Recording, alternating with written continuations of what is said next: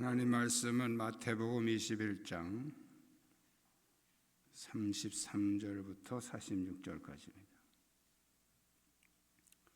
마태복음 21장 33절부터 46절까지 한 절씩 교독하겠습니다.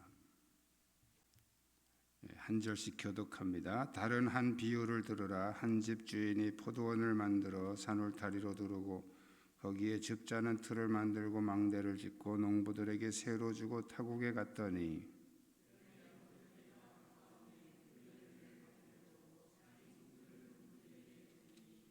농부들이 종들을 잡아 하나는 심히 때리고 하나는 죽이고 하나는 돌로 쳤거늘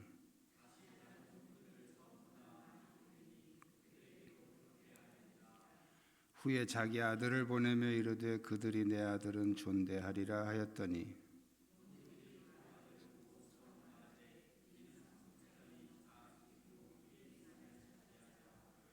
이에 잡아 포도원 밖에 내쫓아 죽였느니라.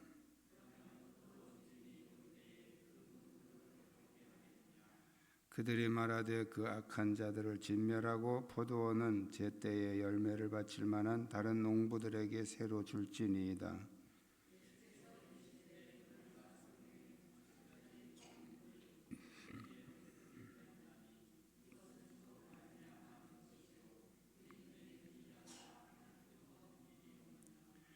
그러므로 내가 너희에게 이르노니 하나님의 나라를 너희는 빼앗기고 그 나라의 열매 맺는 백성이 받으리라.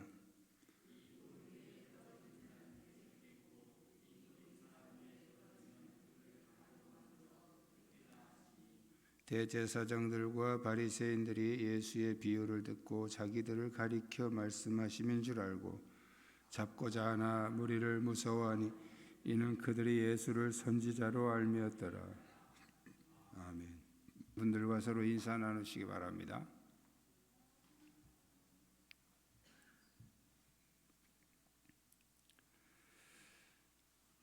지난주하고 지지난주는 이제 종려주일, 부활주일에 맞는 그런 말씀을 드렸고요. 오늘 본문은 그 전주에 이어서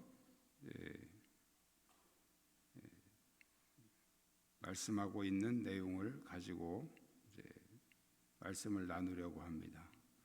앞에 있는 내용을 우리가 좀 참고적으로 보면요, 예수님이 성전에 들어가서 장사하는 사람들을 내쫓으시고 그러니까 이제 이 대제사장들과 이 바리새인들이 예수님에게 질문을 합니다. 네가 무슨 권세로 이렇게 이런 일을 행하느냐. 그러면서 이제 예수님이 세례 요한이 하늘로부터 왔냐 사람에게로부터 왔느냐 오히려 반문하면서 이렇게 논쟁하는 내용이 나오고요. 그 다음에 이제 예수님이 이렇게 비유를 하나 하시는데 두 아들이 있는데 대답은 해놓고 안 하는 아들, 그 다음에 안 한다 그러고서 하는 아들, 이 얘기를 이제 비유로 하시면서 이스라엘의 그 불순종하는 큰 아들과 같은 모습을 비유로 이렇게 이제 살짝 꼬집으시죠. 그리고 이제 오늘 33절에 보면 다른 한 비유를 들으라 그러면 또 다른 한 비유를 얘기를 하십니다. 그 비유 내용은 이제 우리가 다 잘 알고 있는 내용이지만 그런 내용이죠. 한 사람이 포도원을 만들어서 농부들에게 세를 주고 이제 타국에 가서 이 종들에게 이제 세를 받으러 보냈는데 이 농부들이 이 세 받으러 온 종들을 막 때리고 죽이고 뭐 돌로 치고 그렇게 이제 박해를 합니다. 그래서 주인이 이제 더 많은 종들을 보냈는데 또 그들도 다 그런 식으로 해서 이제 쫓아버리죠. 그래서 이 주인이 아들을 보내면은 괜찮겠지 그러고 아들을 보내는데 이 아들조차도 야, 저 아들이니까 우리가 죽여버리고 이 포도원을 차지하자 이렇게 합니다.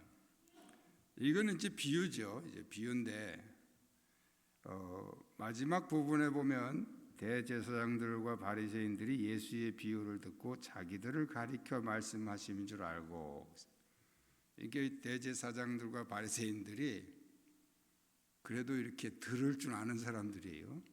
어떤 사람 아무리 얘기해도 자기하고 상관없는 얘기다 이렇게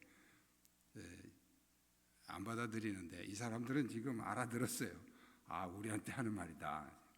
알아들었는데 문제는 알아들었으면 회개해야 되는데 반항을 한 거죠. 예수님을 죽여야 되겠다 이렇게 생각한 거예요. 자, 오늘 본문을 통해서 지금 이 성경을 기록한 기자는 무엇을 말하려고 하는가?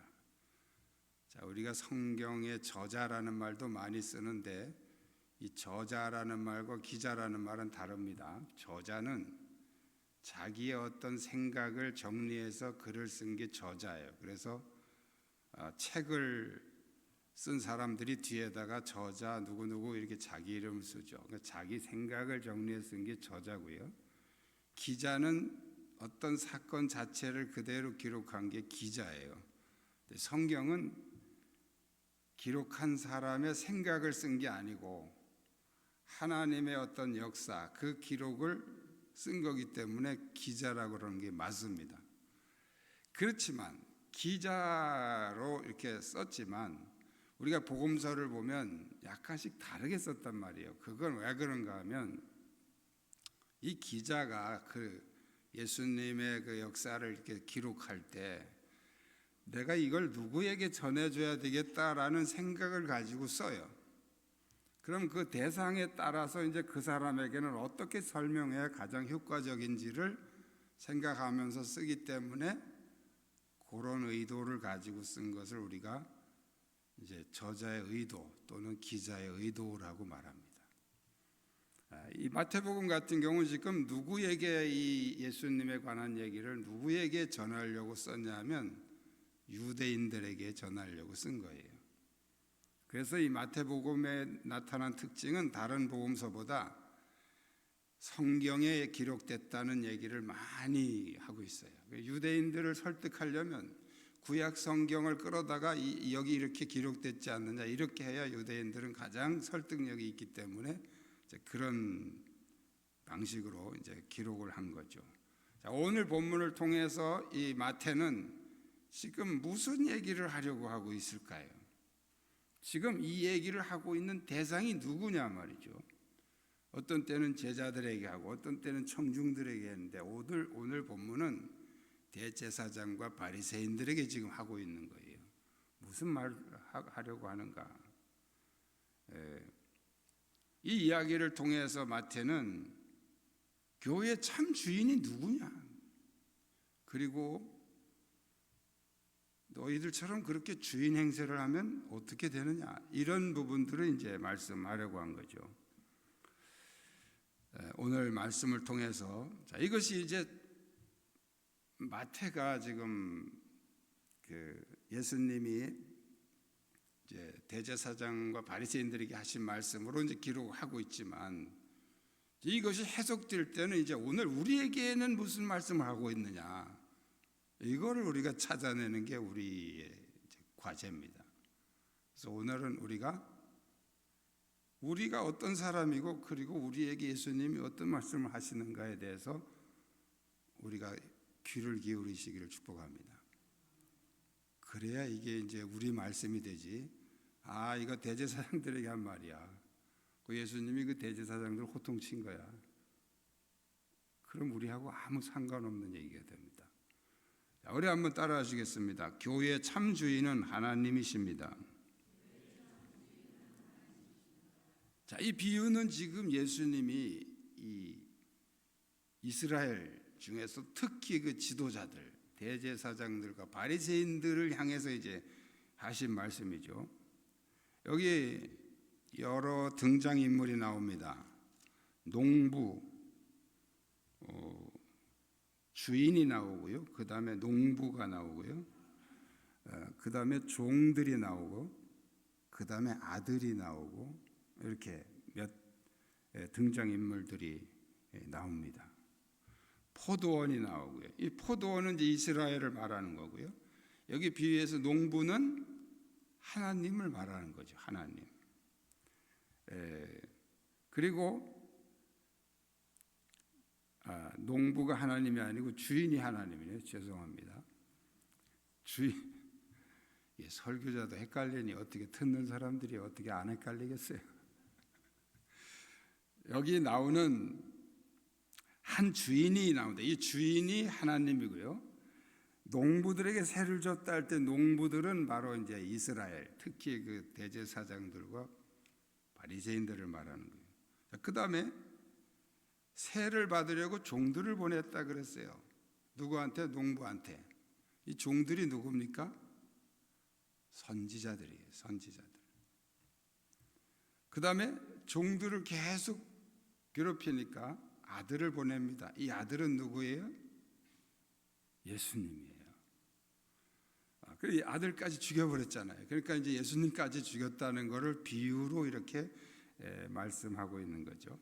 자, 그런데 여기 보면요, 이 주인이 포도원을 만들어 산울타리를 두르고 즙자는 틀을 만들고 망대를 짓고 아주 구체적으로 표현하고 있는 거예요. 이건 무슨 말씀입니까? 다 해줬다는 거예요. 다. 하나님이 이스라엘에게 다 해줬다는 거예요. 다.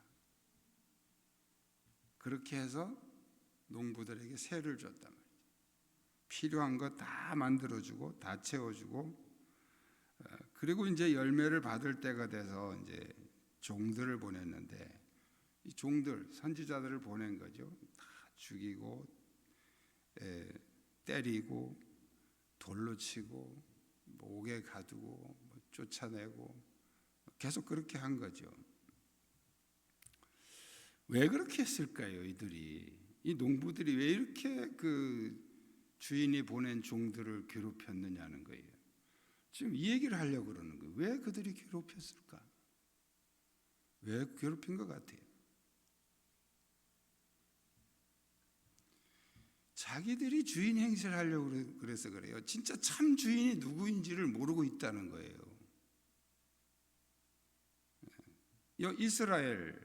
이스라엘은 이 포도원은 오늘날로 말하면 교회란 말이에요. 교회. 그럼 이 교회에서 참 주인이 누구냐 하는 얘기를 지금 하고 있는 거예요. 교회의 참 주인이 누굽니까? 목사죠. 이렇게 말하는 사람이 있어요. 목사 아닙니다. 장로도 아닙니다. 하나님이십니다. 이걸 여러분들이 아주 여기다가 확 그냥 새겨버려야 돼요. 교회의 주인은 하나님이시다. 우리 옆 사람에게 인사합시다. 교회의 주인은 하나님이십니다. 그 누구도 교회에서 주인이 될 수가 없는 게 교회의 주인은 하나님이세요. 지금 이 얘기를 이 비유를 통해서 지금 말씀하고 있는 거예요.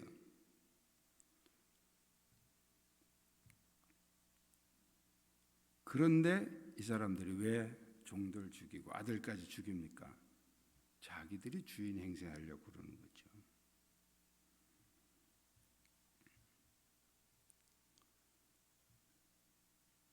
하나님이 보낸 종들을 다 핍박하고 죽이고 쫓아내고, 그게 이스라엘이에요. 그게 이스라엘.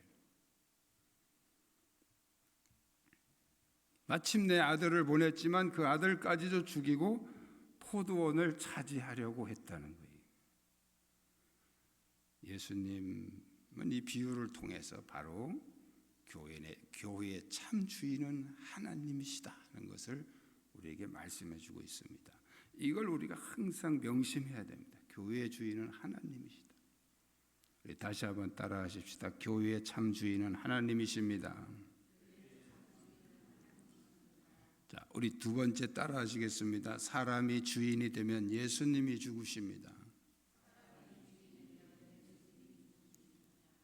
자, 오늘 본문에 나오는 이 농부들은 주인의 땅을 새로 빌려서 농사짓는 농사꾼입니다. 다시 말씀드리면 남의 땅에 지금 농사짓고 있는 거예요.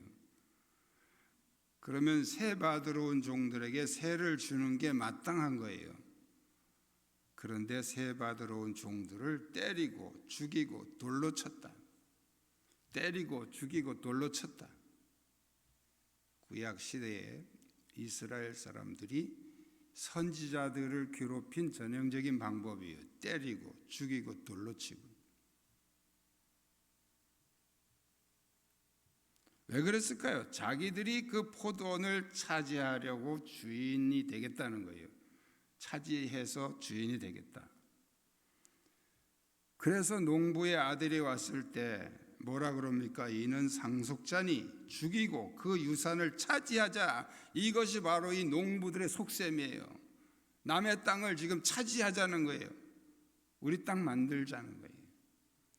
상속자 죽여버리고 우리 땅을 만들자. 예수님을, 이스라엘 백성들이 예수님을 죽이고 십자가에 못 박아 죽이고 한 그런 과정들이 바로 결국 그 본심은 우리 마음대로 하겠다는 거예요. 말로는 하나님, 제사도 드리고 다 예수님 당시에도 다 제사 드렸죠. 그러니까 성전 마당에서 그 양도 팔고 송아지도 판 게 제사가 계속 진행이 되고 있었다는 거예요. 이런 모습이 오늘날 교회에는 없을까요?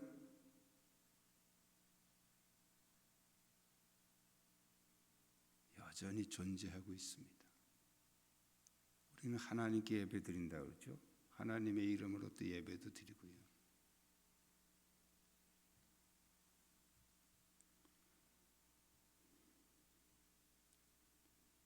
그러나 그 예배가 다 내가 주인이 되어버렸습니다.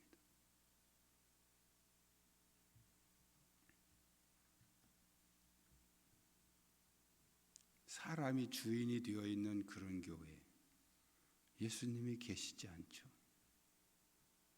이미 다 쫓아내버렸기 때문에. 교회는 사람이 주인이 되면 예수님이 죽으신다. 예수님이 죽으시겠어요? 또 그 교회에서 사라진다는 뜻이죠. 그 교회에 계시지 않는다는 뜻이죠. 교회는 하나님이 주인이심을 고백하고 주인 행세하려는 사람이 없어야 교회가 부흥이 됩니다. 주인 행세하는 사람들 때문에 교회는 망칩니다. 교회에서 사람이 주인이 되면 예수님은 계실 곳이 없습니다.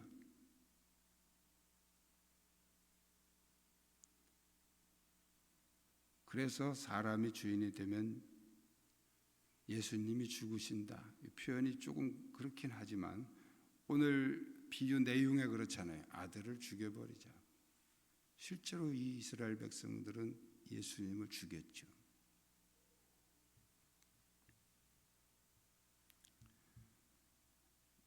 이것은 예수님 당시의 어떤 성전의 모습만이 아니고 오늘날도 여전히 교회가 어떤 사람이 주인이 되고 사람이 주인 행세를 하고 있으면 그 교회는 예수님이 더 이상 머물러 계실 수가 없다는 얘기예요.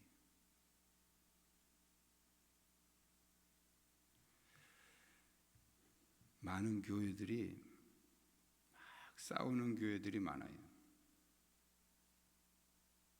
물질 가지고 싸우고 세습 가지고 싸우고 교회들이 막 갈라지고 그런 교회에 예수님이 계실까? 어떤 교회는요 막 싸우다가 1층에서는 예배드리고 또 그 반대파들은 2층에서 예배드리고 이러고 이제 아래 위층에서 예배를 드려요. 그 예배가 무슨 의미가 있습니까? 그 예배 왜 드리는 거예요? 하나님은 어느 편 들어주실까요? 이미 거기는 예수님이 떠난 교회예요. 무슨 이유로도 교회는 싸우면 안 됩니다. 그 싸우는 자체가 이미 예수님이 떠났다는 증거예요. 사람이 지금 주인 행세하고 있는 거잖아요. 서로 내 말 들어. 아니야, 내 말 들어야 돼. 이게 오라. 아니야, 이게 오라. 서로 이러고 사람이 주인이 되어서 싸우고 있잖아요.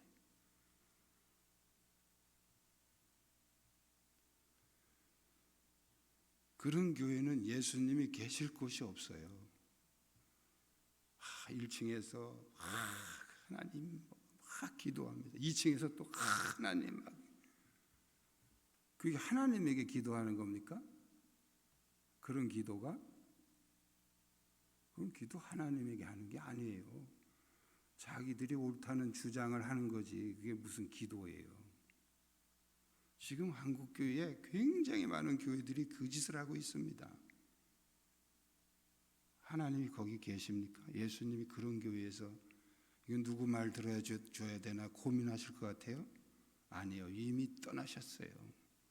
그냥 지들끼리 싸우는 거예요. 예수의 이름을 빌려다가 싸우는 거예요.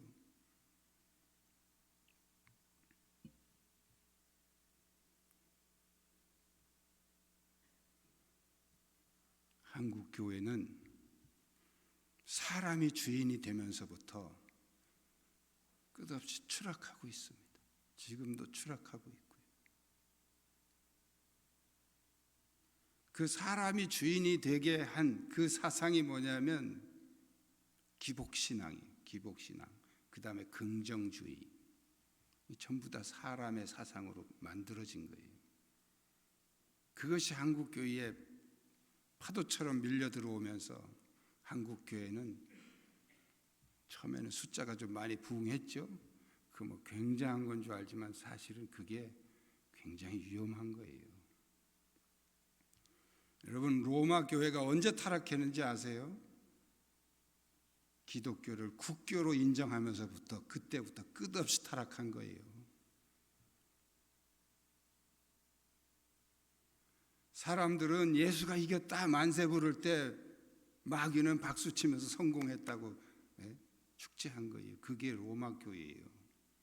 숫자 많아졌다고 그거 가지고 해볼래 하고 좋아할 게 아니단 말이에요. 진짜 핵심이 무엇이고 복음이 무엇이고 진리가 무엇인지를 그걸 생각해야지 숫자 보고 부흥하니까 우리 교회는 성령이 충만한 교회다. 아니에요. 성령 충만하고 부흥하고는 같을 수도 있지만 항상 같은 건 아니다 그런 얘기예요. 싸우는 교회들 보세요. 작은 교회가 싸우는 경우 별로 없어요. 대형 교회들이 다 지금 싸우고 있다고요. 그럼 숫자가 많으니까 성령이 충만해서 싸우는 거예요? 아니잖아요. 사람이 주인이 되니까 싸우는 거죠.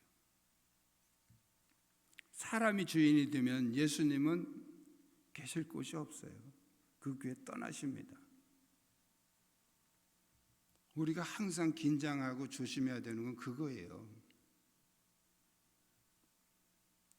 세 번째는 따라하시겠습니다. 주인 행세하는 사람은 벌을 받습니다. 예수님 오늘 본문의 이 비유를 말씀하시고 나서 직접 결론을 내리시지 않고 사람들에게 질문을 딱 던지십니다. 그러면 포도원 주인이 올 때 그 농부들을 어떻게 하겠느냐? 질문을 던지시죠. 그 포도원 주인이 온다는 게 뭘 말하는 걸까요? 예수님의 재림 또는 하나님의 최후 심판, 그걸 말하는 거예요. 그럴 때 이 농부들은 어떻게 되겠느냐? 그러니까 사람들이 이렇게 대답하죠. 그 악한 자들을 진멸하고 포도원은 제때의 열매를 바칠 만한 다른 농부들에게 새로 줄지니이다. 이 비유를 통해서 결국 자신이 일하는 이 농장 주인이 따로 있음을 알고 겸손하게 일하는 자, 그들에게는 계속 쓰임을 받게 되지만 이 주인 행세를 하려고 하더니 농부들은 진멸당하고 심판을 받게 된다는 거예요. 진멸한다는 말은 좀 심하게 들릴지 모르지만 주님의 의도는 분수를 알고 회개하고 살 길을 찾으라는 거예요. 그래서 강하게 경고성 경고성 메시지입니다. 진멸한다.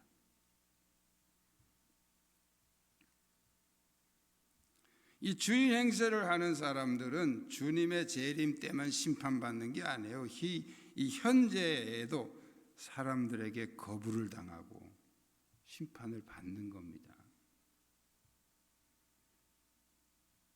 교회는 참 주인이신 하나님만이 철저하게 참 주인이 되셔야 됩니다. 그래야 교회입니다.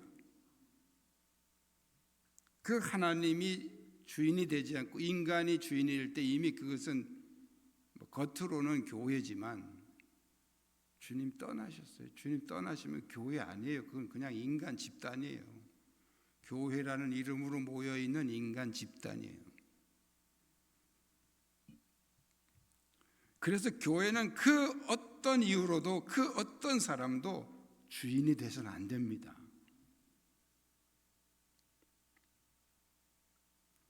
교회는 하나님만 높여지고 하나님만 찬양받으시고 하나님만 드러나고 하나님만 영광을 받으셔야 그래야 교회예요. 우리가 어떻게 하나님께 영광을 돌리고 우리가 어떻게 하나님께 예배하고 하나님을 높여드릴까? 여기에 우리의 모든 관심과 마음이 집중돼야 되는 거죠.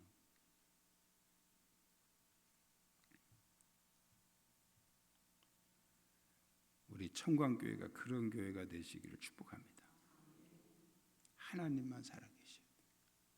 저는 목회하면서 항상 그걸 제가 고민합니다. 사람이 드러나지 않고 하나님만 드러나게 할 수 있는 공동체가 어떻게 해야 될 것인가?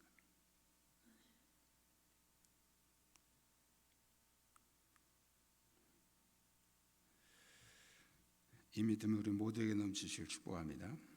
기도하시겠습니다. 교회의 참 주인은 하나님이십니다. 하나님, 우리 교회의 주인이 되셔서 우리를 인도하시고 온 교회가 하나님만을 섬기며 하나님만 찬양하며 하나님께만 영광 돌리는 교회가 되게 하여 주옵소서. 우리 말씀 붙잡고 함께 통성으로 기도하시겠습니다. 살아계신